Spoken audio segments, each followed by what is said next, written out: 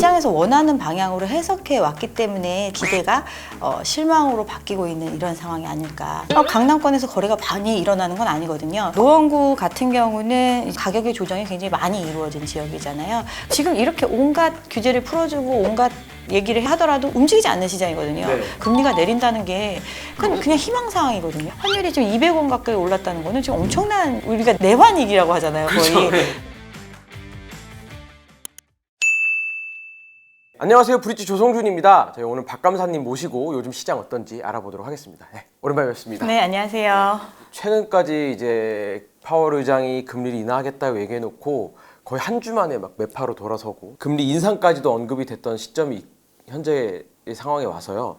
요즘 일단 금리 인하 자체는 물 건너 간 것 같고 킹달러 시대에 부동산 시장이 좀 어떻게 될지 알아보려고 합니다. 일단은 전제가 저는 조금 잘못됐다고 생각을 합니다. 파월 의장이 언제 금리를 내린다고 했나요? 그러니까 계속 사실은 보여왔던 입장 자체는 변한 게 없는데 발언에 따라서 시장에서 원하는 방향으로 해석해 왔기 때문에 기대가 실망으로 바뀌고 있는 이런 상황이 아닐까. 저는 그렇게 생각을 합니다. 기본적으로 이제 인플레이션이 연준에서 의도하는 방향대로 일정 부분 안정된 모습, 그때 이제 금리 인하를 고려해 볼 수 있다. 지금과 같은 어떤 지표로 봤을 때는 올해에는 뭐 하반기쯤 돼서는 피벗을 할 수 있지 않겠냐. 고용 지표라든가 어떤 인플레이션의 지표들 자체가 나오는 걸 보고 판단을 하겠다고 했었는데 시장에서는 이제 조금만 완화적인 표현을 쓰면 이제 곧 금리 인하가 될 것이다. 이렇게 얘기를 하는 거고, 최근 들어서 이제 너무 강력하게 나오다 보니까 이제 금리를 올려야 될 수도 있지 않겠느냐 이런 얘기가 나온 것 뿐이고,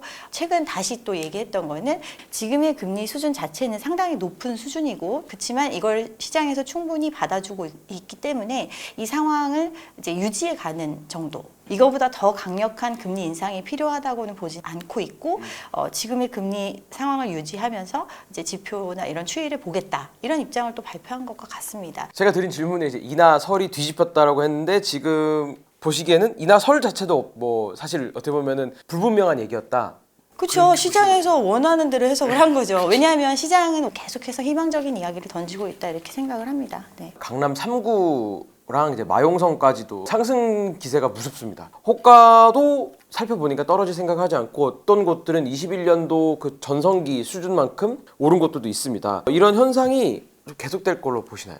거래량이 조금 살아났기 때문에 4천 건 정도 서울 기준에서 사람들이 이제 긍정적으로 해석을 하고 있어요. 강남 3구 같은 경우는 기본적으로 이걸 보유하고 있는 사람들이 지금과 같은 금융 환경에서 영끌이나 이런 사람들에 비해서는 조금은 여유가 있는 사람들이 이걸 갖고 있는 사람들이 많이 있잖아요. 그렇기 때문에 시장이 완전하게 얼어붙지 않는 한은 이 물건들이 갑자기 막 시장에 금매로 쏟아지거나 이런 현상이 벌어지지 않아요. 상승기를 통해서 굉장히 큰 폭의 상승을 이뤘고, 특히나 강남 3구 같은 경우는 일반적인 아파트보다도 훨씬 더 많은 수준의 상승을 이뤘기 때문에 그거에 대한 이제 거품이 꺼지는 시간도 좀 많이 걸릴 거고, 많이 올라갔다는 얘기는 이걸 보유하고 있는 사람들 자체는 진입했을 때 가격이 좀 낮다는 의미거든요. 그럼 그만큼 견딜 수 있는 룸이 큰 상황이잖아요. 거래가 강남권에서 거래가 많이 일어나는 건 아니거든요. 급하지 않은데 이런 상황이기 때문에 호가를 굳이 내릴 필요가 없는 거죠. 최초의 구입자들이 들어와 주면 저가의 주택을 사주고 이 주택을 팔아서 이제 갈아타기 형태로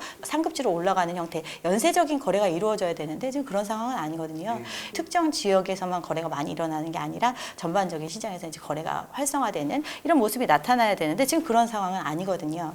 그러면 왜 이렇게 지금 이제 강남과 어떤 다른 지역들의 가격 격차도 커지고 강남의 가격이 떨어지지 않는 상태에서 강남의 분양 물량이 많이 나오는 시장이 되다 보면 이런 시장의 어떤 흥행적인 측면에 있어서도 어떻게 보면 지금 강남은 다른 지역과 다르다. 왜냐하면 다른 지역은 이미 전반적으로 가격이 빠져있는 상태에서도 거래가 안 되고 있는 상황, 그리고 서울의 매물이 지금 8만 4천 건이 넘었잖아요. 거래가 좀 살아났음에도 불구하고 매물은 계속 적체되는 현상이 벌어지고 있는 이 전반적인 시장 상황에 비추어 봤을 때는 분양시장 자체도 굉장히 어려울 수밖에 없거든요. 그렇지만 강남에서 얘기하는 호가 수준을 비교해 봤을 때는 지금 분양하는 가격이 어느 정도 합리적이다. 방배동 쪽의 재건축 지역들이라든가 반포의 재건축들이 다 분양을 올해 앞두고 있잖아요. 이게 시장에서 다 소화될 수 있으려면 사실은 엄청난 이익이 있다라는 보장이 없으면 사실 좀 팔기 어려운 시장이기 때문에 이런 얘기들이 좀 흘러나오지 않나 이렇게 생각을 합니다. 서울시의 거래량은 이전보다 늘긴 했고 근데 그럼 그 거래량들이 강남 3구에서 많은 게 아니라 다른 지역에서 많은 거라고 볼 수 있는 거네요. 일단 올해 들어 1, 4분기 안에 가장 많은 거래량을 보였던 게 노원구의 거래량이잖아요.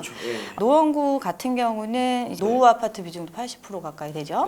그만큼 가격적인 면에서 지금 이야기하는 정책 자금이라든가 이런 것들을 활용해서 들어올 수 있는 지역이고, 또 이 지역 같은 경우는 가격의 조정이 굉장히 많이 이루어진 지역이잖아요. 가장 고점 대비해서 절반 가격 정도로 떨어져 있는 상태고, 영끌이 문제가 되기 시작한 시점부터 이 정도면 어느 정도 가격 조정이 이루어졌다. 그리고 정책 자금을 활용할 수 있다. 이렇기 때문에 노원구 쪽에 많은 이제 거래가 있었고, 또 두 번째는 이제 갭 투자를 할 수 있는 환경이 되었다라고 판단하신 분들, 이런 분들이 이제 송파구 쪽에 또 거래량이 조금 있어요. 갭이 과거 대비해서 고점 대비해서는 좀 줄어들었기 때문에 도전해 볼 만하다. 뭐 이런 판단을 해서 들어오는 수요, 이런 부분들이 이제 유입이 돼서 일부 거래가 있기는 있는데, 이 거래량이 이제 전년 대비해서 많이 늘었다. 이걸 가지고 시장이 막 살아난다. 이렇게 판단할 수 있을지를 조금 생각을 해봐야 되는 거죠. 전년도, 그러니까 작년 같은 경우는 특례보금자리론이라는 정책 자금이 대거 풀리면서 그 자금을 활용한 거래량이 늘어난 수치였거든요. 근데 그 전의 해를 보면 이제 2,000건에서 그 아래로 떨어졌던 해잖아요. 그러니까 요건 일반적인 기준으로 보기가 좀 어려운 거예요. 그러면 어떻게 보면 정책 자금의 힘이 동원이 됐음에도 불구하고 폭발적인 위력을 보일 만큼, 시장의 반등을 이끌 만큼의 거래량이라고 판단하기는 좀 어렵다는 거죠. 말씀해 주신 대로 사실 강남 특히나 비싼 아파트 지역에서는 거래량이 많지 않다는 거는 어쨌든 그 가격대가 아직까지 뭔가 시장에서 원활히 소화할 정도의 가격대는 당연히 아닌 거고, 오히려 오르고 있으니까 더 갈 수 있는 어떤 문턱은 더 높아진 거라 아닐까, 이런 생각도 듭니다. 네. 전세가가 지금 계속 오르니까 이 매매가와 갭이 줄어든다, 이런 얘기도 나오는 것 같고, 한간에서는 이 갭이 줄어들면은 뭐 갭 투자가 아니고 전세로 갈 사람도 그냥 매수로 돌아설 수 있지 않느냐, 뭐 이런 이야기도 좀 합니다. 근데 이제 전세가가 오른다고 이야기를 하는데, 이 전세 시장도 굉장히 개별적이잖아요. 특정 지역에서는 아직 뭐 전세가가 올랐다고 표현될 만큼은 전세가가 오르지 않았어요. 지금 이사철도 아니고 사실은 특수한 상황. 전세라는 게 주기가 있고, 또 대부분 이제 단지들이 입주 시기별로 뭐 입주 기간이 얼마 안 된 연차라면 사실은 그 주기에 맞춰서 움직이게 되어 있거든요. 물량도 그때 많이 나오고, 그 물량이 없는 상황에서 굳이 이사를 해야 되는 입장에 있는 경우에는 일시적으로 가격이 올라갈 수도 있는 거고, 지금 이제 전세가 많이 올라가니까 이걸 발판 삼아서, 레버리지 삼아서 이제 과거 대비해서는 고금리라고 할 수 있는 이런 상황에서 은행의 이자율보다 훨씬 더 많은 이익을 볼 수 있을까, 이런 걸 판단해 볼 필요가 있는 거죠. 전세로 사시던 분들이 매매로 전환하게 되는 경우를, 과거 같은 경우는 이제 그런 생각을 할 수도 있어요. 예전에는 이제 전세가가 거의 대부분 자기 자본을 활용해서 들어온 경우이기 때문에 여기에 일부의 레버리지를 조금 더 무리를 하면 매매가가 폭이 적다면 들어올 수 있어요. 근데 지금 같은 경우는 이 전세가 자체도 전세 자금 대출이라는 걸 통해서 레버리지를 활용해서 만든 금액이거든요. 근데 여기에 또 추가적으로 몇 억을 더 빚을 내서 매매로 들어온다? 사실은 현실적으로 좀 어려운 거죠. 이 전세가 어떻게 보면 주거의 사다리 역할, 매수의 사다리 역할을 하기가 예전보다는 훨씬 어려운 상태인 거네요. 그렇죠. 과거에는 이제 전세가 매매로 가기 전에 자본을 축적하는 수단으로서 전세금을 올려주면서 계속 자기 자본을 축적시키면서 강제적인 저축 형태잖아요. 이렇게 모을 수 있었는데, 지금은 이 전세를 활용함에 있어서 대부분의 남의 자본, 즉 은행에서 빌려서 뭐 허브에서 보증해주면 저리로 빌려서 쓸 수 있으니까 월세 내듯이 쓰고 있는 거거든요. 근데 그런 사람들이 과연 전부 다 매매로 돌아설 수 있을까? 이게 좀 어려운 문제라는 거죠. 어떻게 보면 시장을 자극할 수 있는 가장 단골 소재가 전세난이거든요. 예를 들어서 공급이 많았고 전세 물건이 많았던 시기에조차도 임대차 3법이 도입되면 4년 후에 전세가가 폭등할 거기 때문에 전세난이 이런 얘기를 했던 시장이거든요. 사실은 그래서 지금도 어떻게 보면 시장이 지금 이렇게 온갖 규제를 풀어주고 온갖 얘기를 하더라도 움직이지 않는 시장이거든요. 지금 또 이런 얘기를 하고 있는 게 아닌가, 저는 개인적으로 그렇게 생각을 합니다.